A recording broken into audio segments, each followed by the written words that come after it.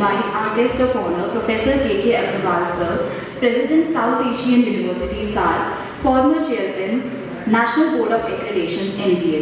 K.K. Agarwal sir ने शिक्षा और प्रशासन के क्षेत्र में बहुत अहम काम किया है। उनका अनुभव हम सभी के लिए प्रेरणादायक है। अब मैं के अग्रवाल सर को आमंत्रित करती हूँ कि वो अपना अभिवादन दें।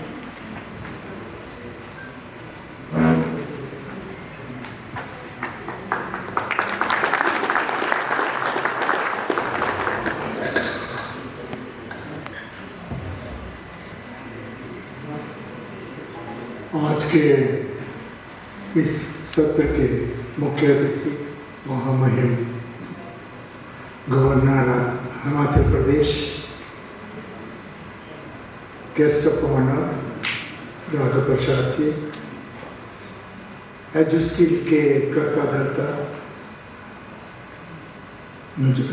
यादव शिवाजीत और सभागार में बैठे सभी इंडस्ट्री से और विश्वविद्यालयों से विद्यालयों से आए हुए मेहमान। मुझे याद है कि लगभग 35 वर्ष पहले मुझे जर्मनी में एक की नोट एड्रेस के लिए बुलाया गया चीफ गेस्ट के नाते, और वो सारी कॉन्फ्रेंस जर्मन भाषा में हो रही थी।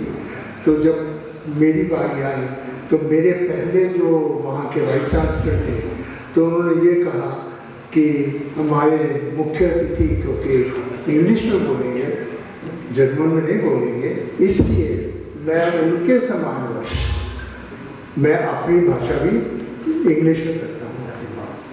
तो मुझे आज ये लगा कि जब महामहिम जी हिंदी में बोलेंगे तो कम से कम मैं हिंदी में एक शुरुआत कर सकता हूँ बिफोर ही टेक्स अप। फ्रेंड्स, और वो तो जर्मन से इंग्लिश में, अपनी भाषा से इंग्लिश में आए थे मेरे लिए। मैं तो एक फॉरेन भाषा से हिंदी भाषा की तरफ जा रहा हूँ, जो एक निहायत ज़रूरी है। मैं क्षमा प्रार्थी हूँ, हमारे कुछ साथी जो सदर्न स्टेट से हैं, हो सकता है हिंदी में ज़्यादा कंफर्टेबल ना हो, लेकिन मैं अपनी बात आप लोगों से पहले इंग्लिश में कर चुका हूँ, इसलिए उसकी इजाज़त चाहता हूँ। मित्रों, एजुस्किल लास्ट 7 साल से एक ऐसा काम कर रहा है जो देश में NEP के बाद और हमारे प्रधानमंत्री जी के और शिक्षा मंत्री जी के प्रयासों के कारण इस सतह पे आया है कि सिर्फ एजुकेशन जिसे नॉलेज कहते हैं उससे काम नहीं बनेगा, स्किल्स की साथ ज़रूरत है। जब तक एजुकेशन और स्किल्स आपस में मिलेंगे नहीं तब तक हम वो बात नहीं ला पाएंगे अपने युवाओं में, और जिसके डेमोग्राफिक डिविडेंड की हम हमेशा बात करते हैं। हमें गर्व है इस बात का कि आज हम सारे विश्व को लीडरशिप के लिए युवा सप्लाई कर सकते हैं, और अभी भी अमेरिका में कोई ऐसी बड़ी संस्था नहीं है जिसमें 35 से 40% हमारे युवा ना हो।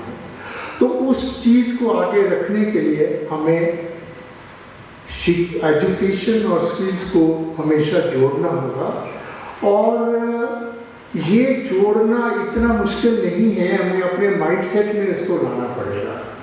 मैं एक दो छोटी छोटी उदाहरणों से अपनी बात कहूँगा, क्योंकि मैं आपसे बात कर चुका हूँ, महामहिम जी का आज समय है आपसे बात करने का। सिर्फ एजुकेशन से किस तरह से हम कई बार रॉन्ग डिसीजन ले पाते हैं यदि हमारे पास स्किल नहीं होते, तो उस बात को मैं एक दो छोटे छोटे उदाहरण दूंगा। एक बार ये डिस्कशन चला कि जब युद्ध होता है तो फाइटर प्लेन्स जाते हैं, फाइटर प्लेन्स वापस आते हैं, हर देश एक दूसरे देश के जहाज़ों को गिराने की कोशिश करता है, बुलेट्स करता है। तो एक राउंड टेबल हुआ कि हम क्या अपने जहाज़ों को थोड़ा और स्ट्रॉन्ग कर सकते हैं, इन पर एक प्रोटेक्टिव लेयर लगा दें जिससे ये ज़्यादा सुरक्षित रहे। फिर ये सवाल पैदा हुआ कि हम सारे जहाज़ पे प्रोटेक्टिव लेयर लगाएंगे तो जहाज़ का वजन इतना बढ़ जाएगा कि वो देखा जाए कि बुलेट होल्स कहाँ हैं। तो जहाँ जहाँ बुलेट होल्स हैं वहाँ हम प्रोटेक्टिव लेयर लगाने की कोशिश कर रहे हैं। जब ये स्टडी की गई तो पाया गया कि bullet holes mostly tail end of the aircraft में थे। तो विद्वानों ने विमर्श किया एजुकेशन की सहायता से कि इसलिए टेल एंड पर हम प्रोटेक्टिव वेयर लगा देते हैं ताकि हमारे जहाज ज़्यादा सेफ हो जाएंगे। तो उस समय एक सदस्य जो एजुकेशन और स्किल दोनों को कंबाइन करके बैठा था, उसने कहा, महान विद्वानों, जरा ये भी तो सोच लो, जो जहाज वापस आए ही नहीं उनमें बुलेट्स कहाँ लगी थी? तो उनमें बुलेट्स फ्रंट में लगी थी, इसलिए वो वापस आए ही नहीं। इसलिए सेंसिटिव एरिया टेल एंड नहीं है, सेंसिटिव एरिया फ्रंट एंड है। मैं इसलिए ये कह रहा हूँ कि कई बार एक एल्गोरिथमिक ज्ञान, एक किताबी ज्ञान, एक रोजमर्रा की इक्वेशंस और डिफरेंशियल इक्वेशन, मैट्रिसेस, उनके इम्तहान देते देते बच्चे इतने थक जाते हैं और उसी दिशा में बात करने लगते हैं कि सच्चाई कहीं रह जाती है जिसका प्रैक्टिकल एग्जाम्पल होना हो। मैं यूएसए में शिकागो में एक कंपनी है, उस कंपनी ने, हर कंपनी की एक क्षमता होती है, जब आप नए जिस तेजी से टेक्नोलॉजी बढ़ रही है जिसका राघव जी ने जिक्र किया, उस टेक्नोलॉजी की प्रोग्रेस में प्रोडक्ट भी नए नए बढ़ेंगे, स्वाभाविक है। तो उस कंपनी में 3 डिविजन्स हैं। पहली डिवीजन ये पूरी स्टडी करती है कि ये प्रोडक्ट पैदा करना चाहिए या नहीं करना चाहिए, इसकी मार्केट में ज़रूरत है या नहीं।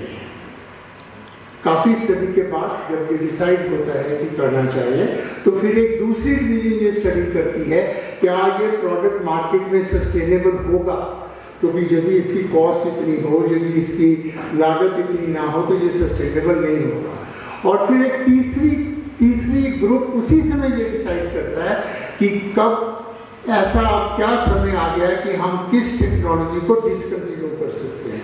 क्योंकि यदि हम ये फैसला करें कि हम नई चीज़ बनाएंगे और पुरानी को छोड़ेंगे नहीं, तो वो संभव होगा नहीं। तो इस कंपनी की ये जो फिलॉसफी थी मुझे बड़ी प्रभावित करी जब मैं उनसे कंसल्टिंग के लिए गया था। लेकिन जो मज़ेदार बात है वो ये है, जब मैंने पूछा इन 3 डिविजन्स के नाम क्या हैं, उन्होंने कहा फर्स्ट डिवीजन का नाम है ब्रह्मा, सेकंड डिवीजन का नाम है विष्णु और थर्ड डिवीजन का नाम है महेश। तो हम ब्रह्मा जैसे सृष्टि का पैदा करते हैं, महेश विष्णु जैसे उसे पालते हैं और शिव डिस्ट्रक्शन की तरफ जाते हैं। लेकिन हमारे यहाँ हमेशा ये कहा गया construction results out of thoughtful destruction. जब तक हम बीज को नहीं फोड़ेंगे पौधा नहीं पैदा होगा, जब तक अंडे को नहीं फोड़ेंगे पक्षी नहीं पैदा आएगा। तो डिस्ट्रक्शन और कंस्ट्रक्शन का समन्वय हमारे शुरू से रहा, उस चीज़ को किस तरह से आगे ले जाया जा सकता है। राघव जी ने आर्टिफिशियल इंटेलिजेंस की बात की जिसपे ये कॉन्फ्रेंस 3 दिन फोकस रही है, और ये एक ऐसा विषय है जिस पे कई साल हम चर्चा करते रहेंगे। भारत ने बहुत बड़े बड़े इनिशिएटिव दिए हैं, और artificial intelligence for health, artificial intelligence for agriculture, artificial intelligence for manufacturing, artificial intelligence for education itself are the few broad areas in which we have to work. We are working, but we have to work in much greater intensity. इस सभागार में 2 दिन इन सब विषयों पे बात हुई। मुझे लगता है हम चर्चा को बहुत आगे बढ़ा पाएंगे। मुझे इस समय जो जिम्मेवारी दी गई भारत सरकार के नॉमिनी के रूप में, एक इकलौती यूनिवर्सिटी जो विश्व में 8 देशों द्वारा चलाई जाती है उसको लीड करने की, तो इस माध्यम से हमने सोचा कि क्या हम अपना एजुकेशन और स्किल का कॉम्बिनेशन दूसरे देशों तक भी पहुंचा सकते हैं, क्योंकि भारत की एक नेचुरल जिम्मेवारी है, पर्टिकुलरली इस रीजन में नेचुरल लीडरशिप की। और जैसी हमारी प्रथा रही है, हम अपने ज्ञान को, अपनी क्षमताओं को दूसरे देशों तक भी पहुंचाना चाहते हैं। तो उस चीज़ को आगे बढ़ाने के लिए हमारी यूनिवर्सिटी ने एजुस्किल के साथ मिलकर ये सोचा है कि क्या ये एजुकेशन और स्किल का कॉम्बिनेशन जो हमारे देश के लिए वरदान सिद्ध हो रहा है, क्या हम दूसरे देशों को भी इसकी ट्रेनिंग दे सकते हैं। इसको इस सेशन में शुरू किया गया। मैं महामहिम जी से प्रार्थना करूंगा कि वो अपने प्रभुत्व से अरुणाचल प्रदेश जैसी स्टेट में जहाँ बहुत क्षमता है हमारे रूरल स्टेट्स की, उनको एजुकेशन के साथ कैसे कंबाइन करके आगे ले जा सकते हैं देश को। इन शब्दों के साथ मैं आप सबका धन्यवाद करता हूँ और महामहिम जी का धन्यवाद करता हूँ कि उन्होंने आज के लिए समय निकाला हमारे लिए। बहुत बहुत धन्यवाद।